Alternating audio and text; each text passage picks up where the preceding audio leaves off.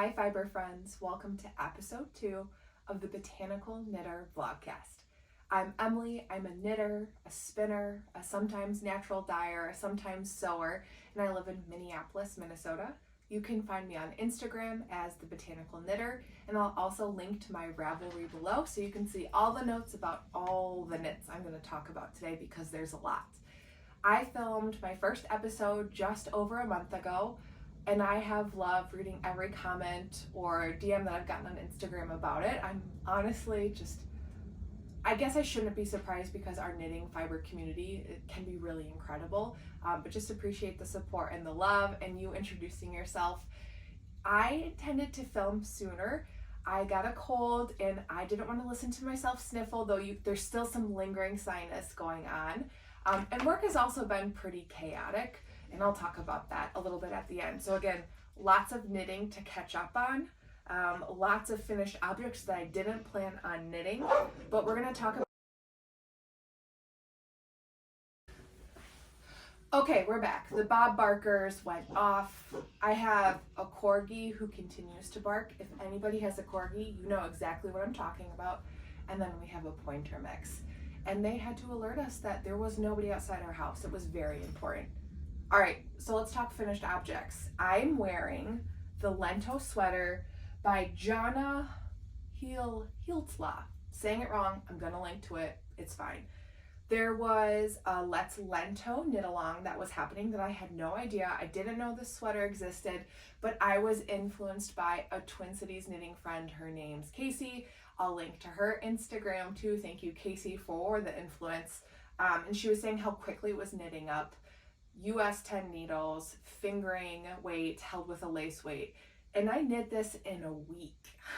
I've been very stressed out at work, so that's part of the reason why I'm going to have so many finished objects, because I was just knitting. But I really liked this pattern. I liked the simplicity of the raglan.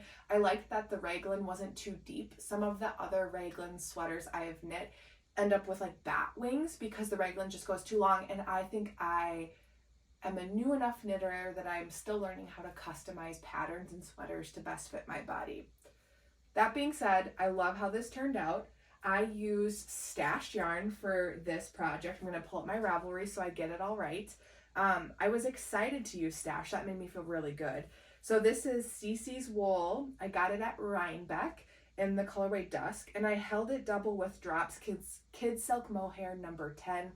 I don't know what that means. I'm going to come a little closer so you can see, right? So pretty. Nice detailing. I love the pops of rose, kind of that taupey tan sand with the purple. And then the gray mohair really chilled it out a bit. And I'm happy with how it turned out. This is my first kind of folded collar. And I was like, just trust the pattern, girl. Just trust the pattern. Read it. It's there for a reason. This is a popular sweater for a reason. And I did it. And I like how it fits. Sorry. So yeah, love the Lento. Would highly recommend it. Quick knit, US 10. Or if you don't want it to be a quick knit, it's a very nice knit, right? Good for TV watching for sure. Let's talk about my next finished object, which is, and I talked about this as a whip on my first episode. I finished my Brioche Adventure by Jonatan Tollow. It is so lovely. My love still persists for this pattern. I think last time we talked, I was right around here, and I was in a dilemma because I had run out of yarn and was trying to find some matches that would work in the continuation of the fade. So I ordered a couple more minis from Dragon Hoard. All of this is from Dragon Hoard Yarn's Fairy Yule Advent. So then I bought a couple other minis that continued on, and I think it blended really nicely. So from here to up here. And then this last color was from Lavender Lune's Halloween Countdown. So it's just gorgeous. I'll post a picture of me wearing it. The brioche adds a nice squishy bulkiness to it. I love the I-cord edging. This is my first faded project, really, like in this way. It's my first brioche project. And I would say if you haven't done brioche before, or if you're early days brioche, this is perfect to learn how, right? You're knitting flat. It's 2-color brioche. It's so rhythmic. It's so fun to knit. So would highly recommend this for a first brioche project. if you're an experienced brioche knitter, it's still a good one, right? So that is my second finished object. My third finished object that I do think I talked about last time as well is the Felix Pullover by Amy Christoffers Savory Knits. I also knit this one up stupidly fast, stress management. I held Silly Goose yarns in the Plant Lady colorway, which I love that name, with Pearl Soho Tussock Silk in Cypress. So that green kind of halo, that's the Tussock Silk from Pearl Soho. And then the pinks and greens is Plant Lady colorway from Courtney at Silly Goose Yarns. I wanted a little bit more plant and a little less lady, which is why I held it double. I love the raglan detail and the shaping of it. I think those large kind of yarn overs make it look so nice. Super quick pattern. I think this was on 10s too. This one's a little bit more of a cropped fit on me. I wore it with a dress, over a dress. I've worn it with high-waisted jeans. It's a good one. So would highly recommend this pattern too. I did have to rip back a couple of times because I am a skimmer. I skim when I read. I skim when I read patterns. I skim emails. It's not always the greatest thing. I recognize that. Like, I should slow down for sure. And I felt that on this pattern. I had missed a couple of lines where it was like, in between, add 3 more knit rows before the next repeat. So my raglan was so short, and I was like, what is going on with this? So I had ripped it out and then started it again once I realized skimming is not your friend with a knitting pattern. Hazard. Lesson learned. Still probably going to do it because it's a habit. I also wanted to call out this adorable label that I got from Shelly Can, I think. I'll link. And it says handmade wool witch, and I just love that vibe. I love the idea of being a wool witch. My Lento has that tag as well. I know German short rows can help us, especially if, like, what I've done in the past is like I hold the hem upside down and then I look at the collar and see where there's more yarn, and then that's where I know the back is because there's more length.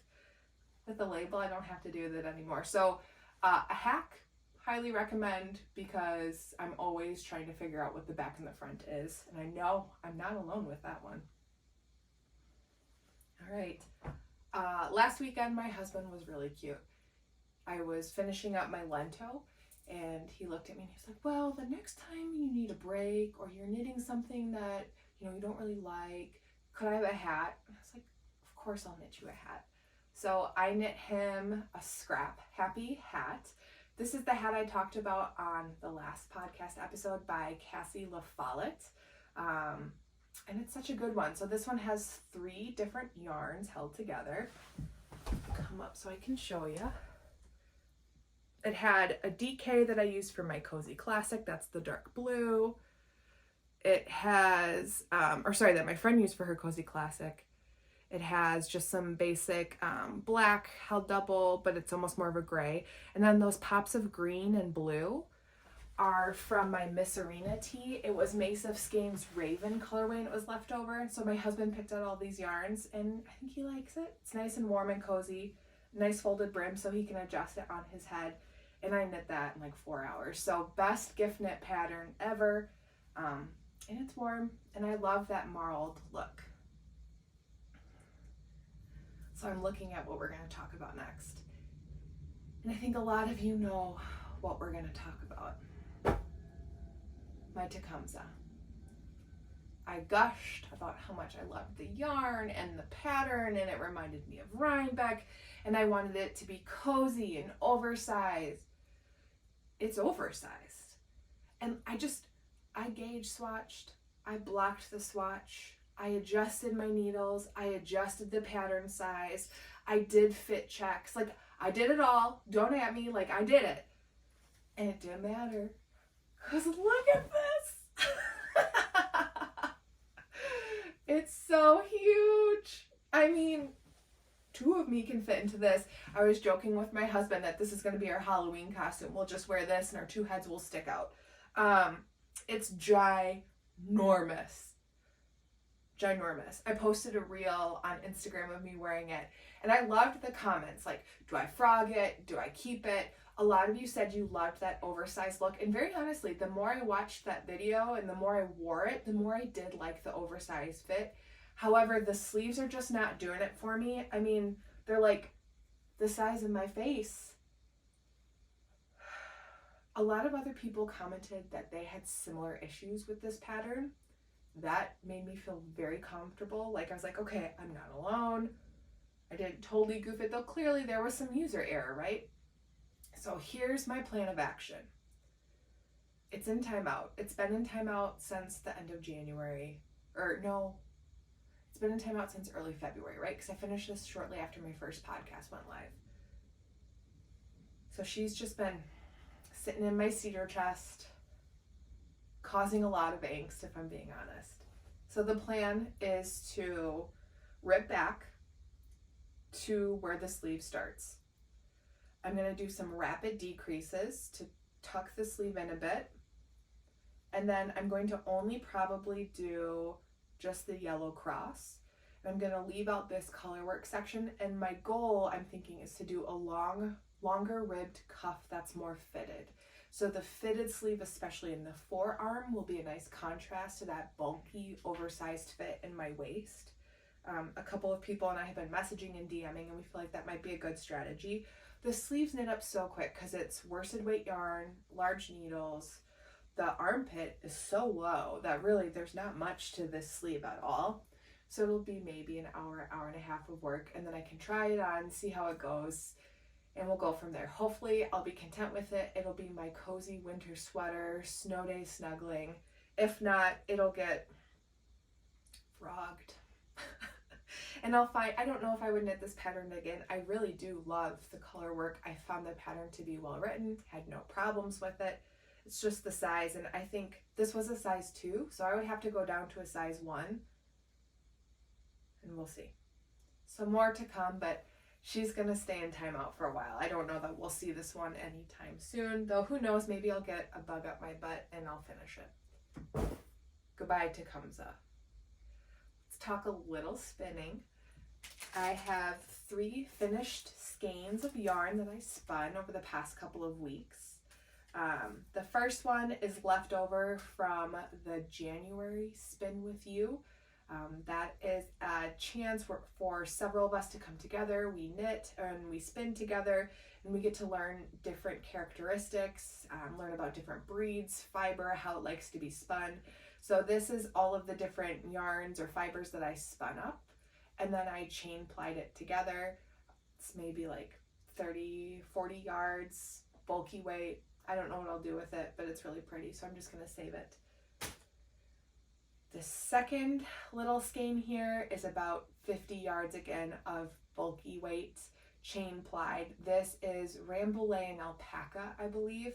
I bought it at the Three Rivers Fiber Shed Winter Market. It was milled by Teresa at Get Ben's Badger Face Mill, and then it was naturally dyed by Petal and Hank. That's my friend Trinity, and it's gorgeous. I love that sage green with some of the heathered bits. And then the last hand spun, math, grammar, is from Hello Yarn. It was the January Fiber Club called Bright Spot. And so I spun this up in January, and I ended up with about 95 yards of a bulky weight. It's an American wool blend. So I spun singles, and then I chain plied it. And I just love the colors. Of course, like olive green is my fave, with purples, with that blue, almost that kind of taupe. I think it's really pretty. So happy with how that one turned out. No plans totally for it. I'm doing this fiber club from Hello Yarn. I'm going to show you the one that just came today for February. I think the next one I'm going to spin to a worsted weight instead of bulky, and I think I'll still chain ply it because I do love that process. And then I think I'm going to save all of them, spin them the same way, even if it's different fiber content, different color, and at the end of the year, see if I can make a shifty with it, or the shift again, maybe one of those Andrea Mowry patterns that's that shifty style. because I think that could be cool. And they do obviously look a lot like, you know, that hand spun look. All right, should we talk whips? Whips, whips, whips. I have several whips around me because I still continue to suffer from cast-on-itis.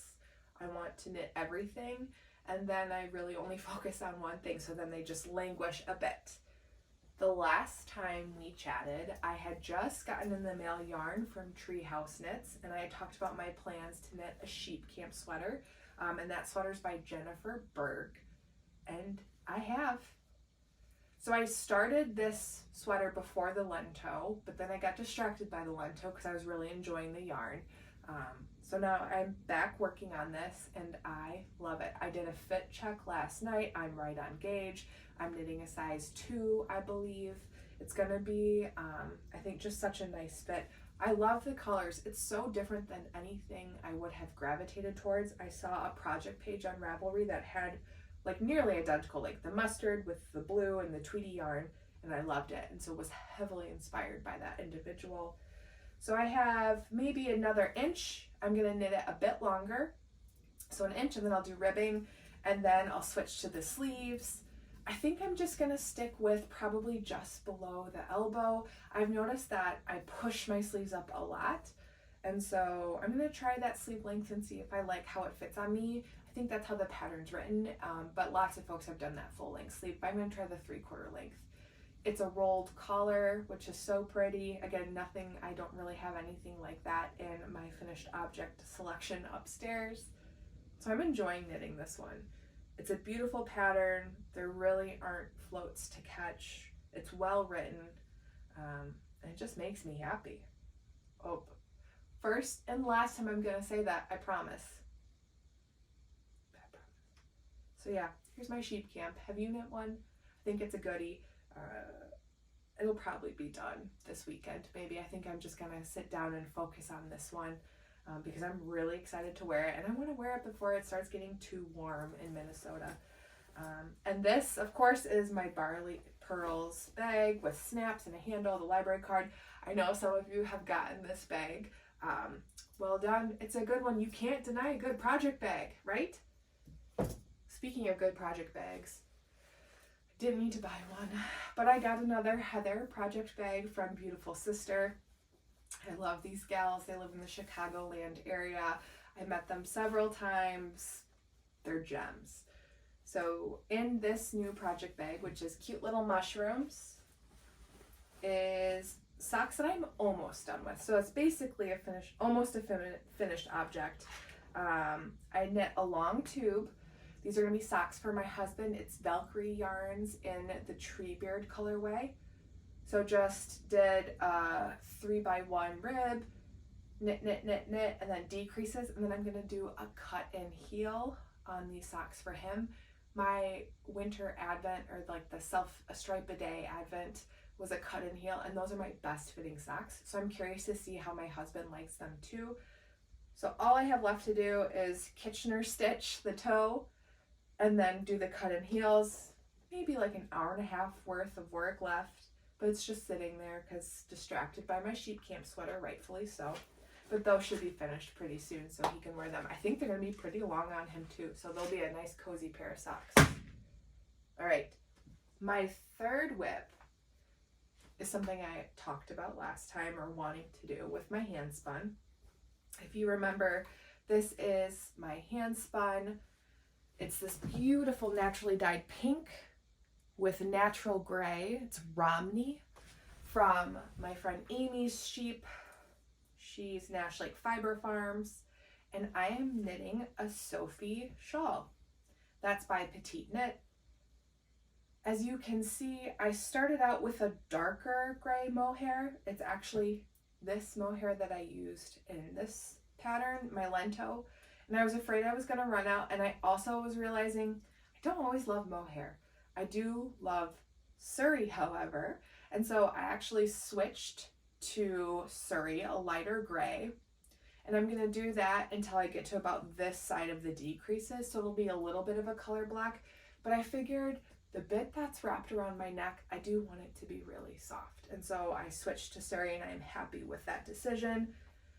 This Surrey is from Silly Goose Yarns, and it's platinum, I believe. So I like these two together a lot.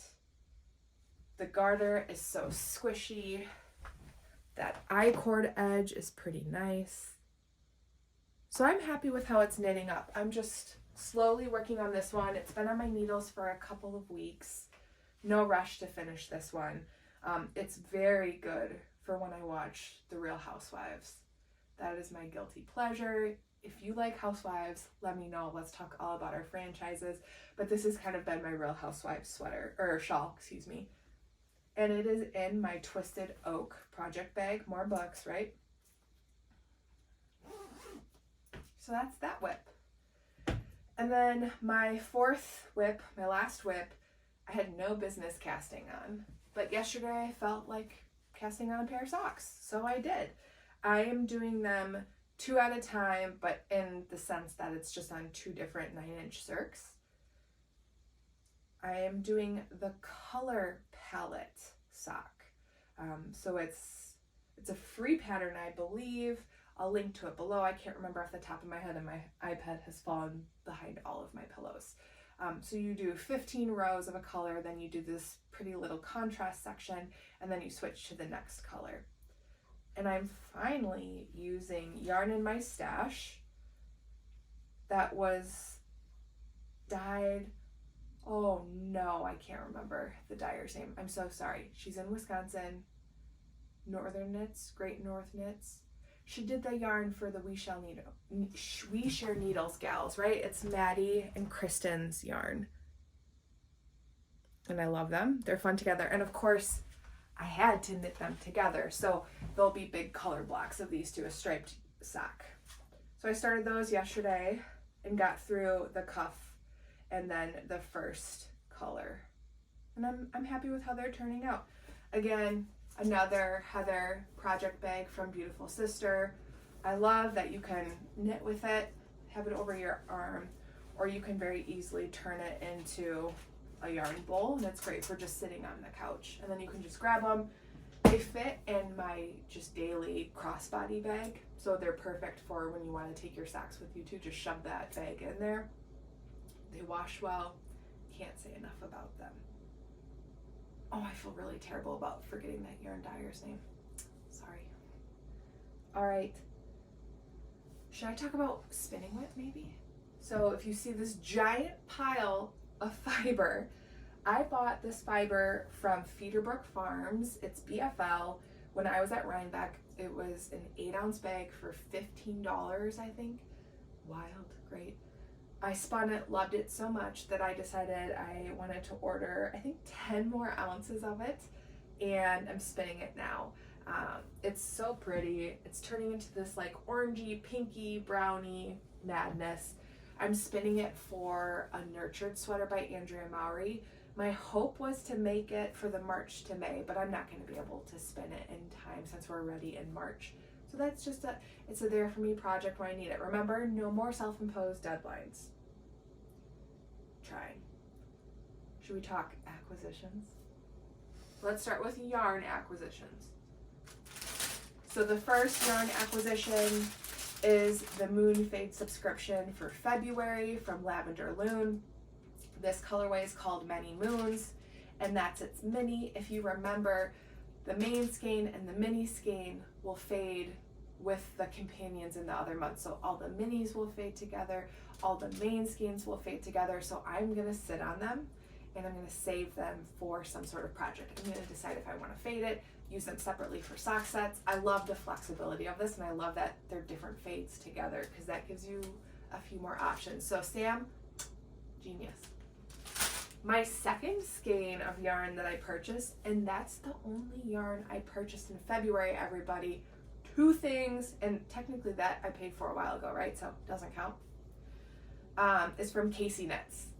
So Cassie recently started dyeing yarn, and I love this colorway. I think it just looks like a galaxy to me, and it's her yak fingering base. So it's 70% superwash merino, 20% yak, 10% nylon. It is so soft, and I just love how the fiber took the dye. Cassie is doing a knit along right now, so I'm trying to decide if I do one of her one skein patterns. Her one skein patterns usually call for 460-ish yards. This one is 437. I'm a loose knitter as is, and so I tend to knit bigger projects. So I'm trying to decide if I just modify and adjust a pattern and do maybe one less repeat and do that for the knit along, because I feel like I have to use a Cassie pattern for Cassie yarns. I just love it. Good job, girl. You nailed this one. Okay. And then the final acquisition is a continuation of the Hello Yarn Fiber Club that I talked about earlier. I just got this month's fiber in the mail today, and it's glorious. It's got blues, minty green, blue sages, purples, dark purples. Looks like there's like a rusty burnt orange. I'm real excited to spin this one. So it's 4 ounces and it's Romney. Romney is what I'm doing that Sophie Shawl out of. I love spinning Romney. It's so easy to spin.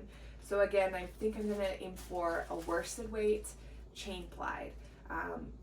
Romney I spin very thin, so I'm gonna have to be a little bit more mindful about not going too thin on this one because the staple length is so long. I believe I'm saying that all right, but who knows, still an early day spinner. But look forward to spinning this one. I might even start it today. I've got some downtime and I'm really excited for these colors. They have kind of sparked some interest in me, and I don't know if I said the colorway, but the colorway is Frozen in Time. And then my last spinning acquisition, so clearly you can tell I didn't buy yarn, but I got fiber this month, is this gorgeous combo. So I don't remember the wool content, but I'll drop it in that little bar across the screen. This is the Shepherd's Share from Get Ben's Farm, Badger Face Fibers, the mill there. It's Teresa, and then a collab with Trinity at Petal and Hank. This was naturally dyed, and it's inspired by the winter skies. So this is our nighttime, and this is sunrise or dusk. Just look at those gorgeous colors, right? Like you can totally see a winter morning in this, and then the nighttime in this one, like dark, deep blacks with a little bit of charcoal. I believe this one's alpaca. It's so soft. Have a little beard. So I'll spin that at some point. I have no rush to spin this. I just stare at it and admire the gorgeous colors, because really, this is naturally dyed. I just lean into that one. It's naturally dyed. So excited for that. Nice job, ladies. That was a good collab. So looking ahead, because again, that continuation to want to knit everything, it's still there. It's like a pretty persistent feeling. A couple of the knitting gals are going to a cabin next weekend. I'm hoping I can go. I'm a TBD for my arrival time because of legislative session, but that's not your problem, that's my problem. And we decided we're all gonna cast on an Andrea Mowry pattern because it's that March to May. And so I am trying to decide if I want to do a Junction or a pink velvet. I have yarn for both. I'm leaning towards a Junction because I'm really into brioche, and I believe that pattern has brioche in the round, which would be a new skill for me. It's a sport weight. I woke up one morning thinking about a yarn combo in my stash. So it's that mustard yellow Kelborn woolens that I showed last time with Valley Girl by Spin Cycle. And Valley Girl is like purples and a little bit of yellow. And I thought that with the mustard yellow would be a gorgeous Junction. So you'll know next episode which direction I go. Otherwise, I do have Bella Filato Studios yarn that I have for the pink velvet that I bought with the pink velvet in mind. But I don't know that I feel like doing a fingering weight sweater right now. So we'll see. Then my last project that I really want to get going on is the ombre cardigan by Tanis Fibers, I think. I bought yarn for this at Shepherd's Harvest, more lavender Lune yarn as always, but I've been putting off the cardigan just because I don't want to knit in purl and knit flat. Like it's just pure uninterest at this point. But I think if I start it now and just slowly work on it and it's there for me when I need it, I can have it in time for the spring when the temps are changing, when we're going in air conditioning or it's cooler air, warmer inside, and then I can bring it in for summer too. I've never knit a more fitted cardigan. One of my first projects ever was a super long, bulky weight cardigan. It was almost like a bathrobe, honestly, and I haven't knit one since. This one would have a button band, so it would be new skills for me to do. So I think you'll see that one probably coming up here in the next couple of months, so I can have it for spring and summer. Last time I talked about wanting to do a little bit more with mindfulness and trying to incorporate my mindfulness practice for myself at work and at home into my knitting. And as part of that, I had talked about talking a little bit more about this book, The Knit Vibe by Vicky Howell. So I have been reading this. I've been dabbling into it little bits at a time. And the one article that I did want to talk about, or like kind of the one piece around knitting and mindfulness, is about knitting and the mind. And it's all about kind of neuroscience of creativity and mindfulness and knitting by Chelsea DeCruff. She's a MALPC, psychotherapist, life coach. I'm not going to read it because you should buy the book, but I want to tell you kind of how I've been interpreting and thinking about that article. For me, I always struggle with perfectionism. This is nothing new for me. I was a violin performance major in college, growing up was a violinist, and did solo stuff. So perfection is always something that comes with that music major, right? Because literally one note can separate you from the person you're competing against, or one little mistake or one little style change could make the difference. And so for me, it's always been that one thing, always obsessing, trying to make everything perfect. And I've been trying to combat that with my knitting, with my spinning, like embracing imperfections, allowing for mistakes, or dropping a yarn when I'm holding it double, or if I goof up a raglan, like, and it doesn't totally throw off the fit, like letting it be, right? We make things because they're handmade. If we wanted perfect, we could buy it from a store. And so this article talks a lot about the right versus the left brain. Like the right side of our brain is that creativity, right? It's like us being joyful and creative and making. But then that perfectionist tendency is our left side. It's that analytical. Then when we tap into that left side of the brain, the perfectionist side of the brain, we're taking away the joy of the right side of the brain. So I always am, when I hear folks talking about like not having knitting mojo, or dyers or pattern designers kind of being in a funk, I think it's like that pressure, that perfectionism, that desire to have to put out something that you think others are going to like, and it takes away the joy of the right side, the creativity. And so the author talks about how knitting and mindfulness can really help grow and strengthen that balance between the right side and the left side of our brain. So the more we knit for fun, or for really just like enjoying the process for the sake of it, right? That strengthens the right side of our brain, and it also strengthens that connection to the left side. So we're like building the muscles of our brain. And I just love the idea that knitting helps our brains develop, that it's this muscle that always grows and can change. It's not just something we're stuck with and we're limited. Like at work all the time, I talk about trying to improve on my emotional intelligence, and that's something you can practice and you can learn. And this mindfulness is the same way. So I thought that was super interesting. I know a lot of us struggle with that kind of perfectionist nature and wanting things to be great and wanting our grids to look aesthetically a certain way. And I like the idea of just being true to myself and being open to the process and what I've got and letting it go, right? I hope that, so I struggle with this all the time, right? Like I don't have any answers, but I think it's always nice to talk about shared struggles together because we're not alone, right? Anyways, so that's what I've got. I really have loved knitting this month. I couldn't believe I finished 2 sweaters in 2 weeks. I found that to be kind of wild. One thing that I really did enjoy in terms of community was the February challenge. I don't know that I'm saying that right. I posted on one of the days about my cancer journey and being diagnosed with cancer and kind of having gratitude for how far I've come, and all of the posts of love just they really made my day. I love that February challenge. I would just scroll through that hashtag. I found a bunch of new people to follow, and I loved creating that community. So thank you, CeCe, for doing that. I think it also demonstrated like the friendships near and far. Like I've got my Twin Cities knitting group, but I also consider a lot of you my friends, even if we've never met. I look forward to those messages and comments and just sharing the connections that we have. Like common interests are powerful, right? And we all have that with knitting. And then the February Brew and Knit with You was incredible. I think we had at least 50 people there. We had 2 different spots of this brewery. Like we definitely took over a good chunk of the brewery. And it was so many people that I had never met in person before, but we've exchanged comments on Instagram.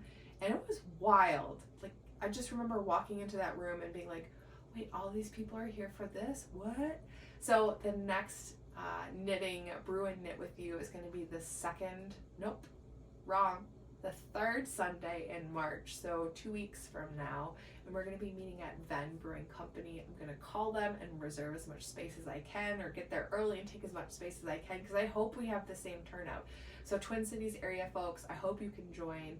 I'll link to more info about it below, but it's just great to meet people. I don't know, meeting friends, making friends as an adult is so difficult, and knitting has been the best way to overcome that for sure.